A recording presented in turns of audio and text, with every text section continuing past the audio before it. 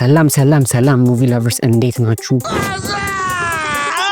እኔ ያለሁላችሁ እናንተ እንዴት ናችሁ? በዛሬ ቪዲዮ ይዘን የመጣ ነው ኒውስን ይዘንላችሁ የመጣ ነው። በጣም የሚገርሙ ኒውሶች አሉ። የመጀመሪያው ኒውሳችን ምንድነው? ሮክ ምን ሆኖ ነው ዌት የቀነሰው? ጋይስ ካንሰር ይዞት ነው እንዳንል ያው ቦልድ ስለሆነ ያው ኪሞ ጀምሮ ነው ምናምን ብለን አይደንቲፋይ ማድረግ አንችልም። ወይም ግባት ሆኖ ወይ ምን ሆኖ ነው የሚለው ነገር እንዳስሳለን። ሁለተኛ ደግሞ አሁን አዲስ የሚወጣው ስትሬንጀር ቲንግስ አዲስ ስካንድል ተፈጥሯል። እሱ ምንድነው? ሚሊ ቦቢ ብራውን ማንን ከሰሰች? በፊልሙ ላይ አባቷ ሆኖ የሚሰራውን አክቹሊ እንትኑ ነው አዳፕትድ ፋዘር ሆኖ የሚሰራውን እሱን ሃራስመንት ከሷለች። ሌሎችም ኒውሶች ይዘንላችሁ መተናል። ለቻናሉ አዲስ ከሆናችሁ ሰብስክራይብ አድርጉ። እስከ ቪዲዮ መጨረሻ ተከታተሉ። ዛሬ ቪዲዮስ ተጀምሯል። አራላካ አድርጉ።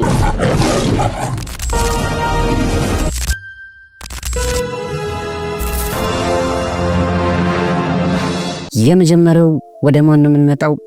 ሁላችንም ቤስት አክሽን ሂሮ ብለን የምናስበው ላይክ ሁሌ the muscle guy ሆኖ የሚሰራው ላይክ ፋየር ፋይተር ሆኖ ሰርቷል።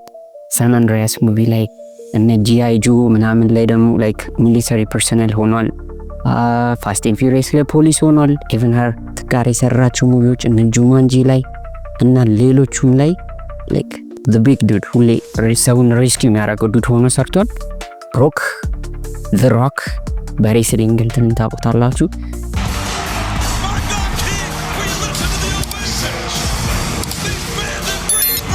በመጀመሪያ ደረጃ ሮክ እንደምታስቡት ትልቅ ሰው ነው ጋይስ። 53 አመቱ በጣም ይገርም።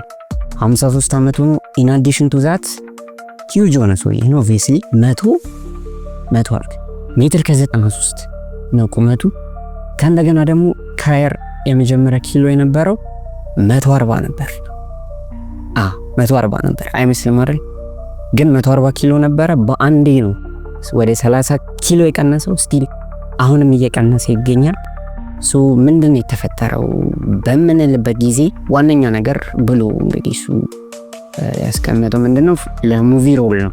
ለአዲስ ለምቀርጸው ሙቪ ሊዘርድ ሚውዚክ የተባለው ሙቪ ለሱ ሮል ነው ብሏል። እሱም እዛ ላይም የ75 አመት አዛውንት ሆኖ ነው ካራክተሩ ላይ የሚጮተውና ለሱ ሮል ነው ብሏል። ከነገና ደግሞ ዳይጀስቲቭ ኢሹ አጋጥሞ ነው ብሏልና ያው የሚያስደንቅ ነገር አይደለም። ሆሊውድ አክተሮች ዌት ጌን ሉዝ ምናምን ማድረጋቸው።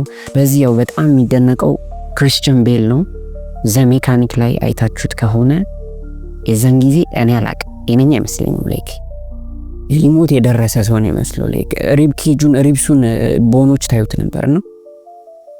የሮክ ትንሽ የሚያስደንቀው he is huge ናቹራልም ሆነ ሜቢ he was using juice አላቅም። እንደ ሮክ ሜቢ ሰው huge ይሆናል ብሎ ማሰብም ይከብዳል። ግን ሮክ ስለሆነ ትንሽ ደብሮ he was our action hero ማለት ነው። እና እሱም ብሏል። ከእንደገና ደግሞ ምንም አይነት ድራጎች አልተጠቀምኩም ብሏል። ስፔሻሊ ኦዘምፒክ ተጠቅሟል የሚል ሩመሮች ነበሩ። እሱንም አልተጠቀምኩም ብሏል። ኦዘምፒክ ማለት ለታይፕ 2 ዳያቤቲስ ሰዎች የሚታዘዝ መድኃኒት ነው። ሳይድ ኢፌክቱ ዋነኛ ሳይድ ኢፌክቱ ምንድነው? ዌት ሎስ ነው። ሶ እሱን አልተጠቀምኩም ባይ ስትሪክት ዳይቲንግ ምናምን ነው እንደዚህ ያመጡት ብሏል። እንግዲህ ሀሳባችሁን ኮሜንት ሴክሽን ላይ አስቀምጡ። እየሰከሰን ነው ወይስ የምሩ ነው የሚለው።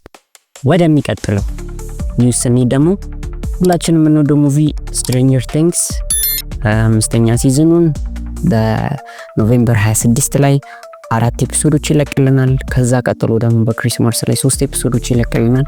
ሶ የዛ አክተር የሆነችው ሚሊ ቦቢ ብራውን እና ዴቪድ ሃርፐር ወይም ደግሞ ጂም ሆፐርስ ታውቁታላችሁ። ሼሪፍ ሆኖ የሚሰራው ቺፍ ሆኖ የሚሰራው እዛ ፊልም ላይ። ሶ ሚሊ ቦቢ ብራውን ምንድነው አኪዩዝ ያደረገችው?